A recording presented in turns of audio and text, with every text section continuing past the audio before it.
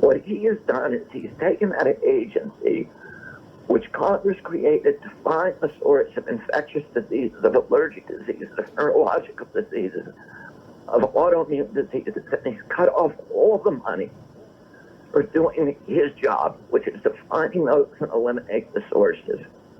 And instead, he's turned that agency into an incubator for pharmaceutical products. So he has a $6.1 billion annual budget from us, the taxpayer. He gets another $1.6 billion from the military, and that's why, by the way, he has to do gain of function. He has to do weapons technology, because otherwise he'd lose all that military money.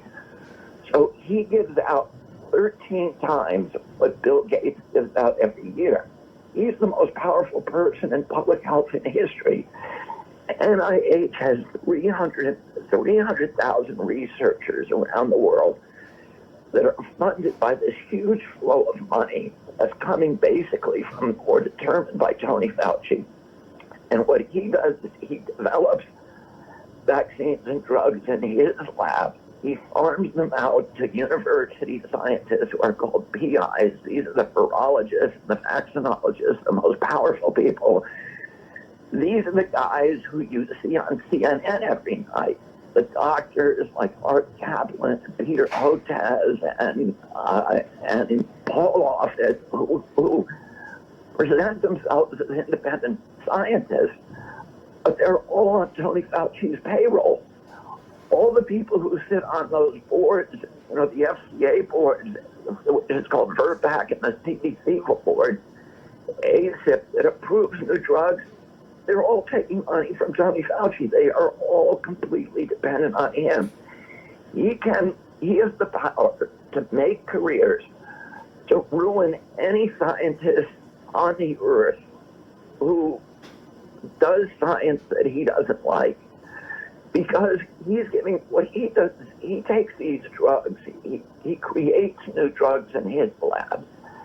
He farms them out to the university scientists, who are the most powerful people in those universities, the deans, the chairman of the department. They do the clinical trials.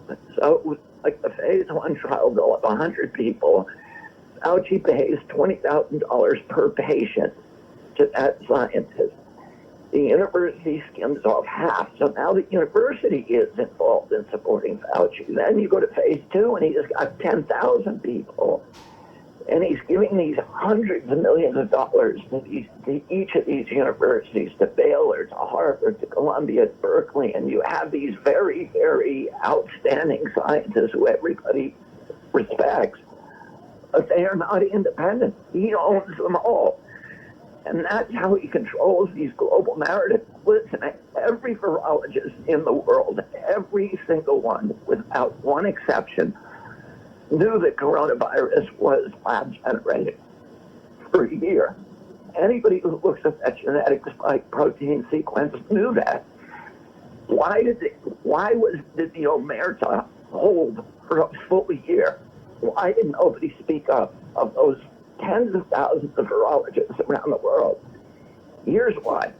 Because anybody who speaks up is permanently bankrupted. Their careers are totally destroyed. So all of them kept their mouths shut because they are all on Tony Fauci's payroll.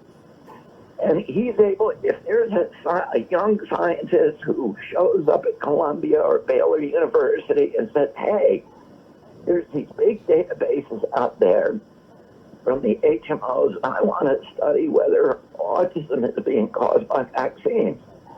The second he files that proposal, his dean will get a call from one of Fauci's deputies who says, if you let this clown go forward with that study, we are going to bankrupt your university. Because not only is the university getting money from Fauci, but they get part of the patent. The individual scientist gets to keep part of the patent. Fauci gets to keep part of the patent for his agency, and he gets to assign patent rights to his loyal deputies. So all of these people are making huge amounts of money, and that's why, any scientist at NIH who has ever spoken up against the pharmaceutical industry, whether it's Bernie Addy, whether it's John Anthony Martin, whether it's Judy Mikovits, all of them get their careers immediately destroyed. So how did Tony Fauci last for 50 years at that agency? He is the J. Edgar Hoover of public health.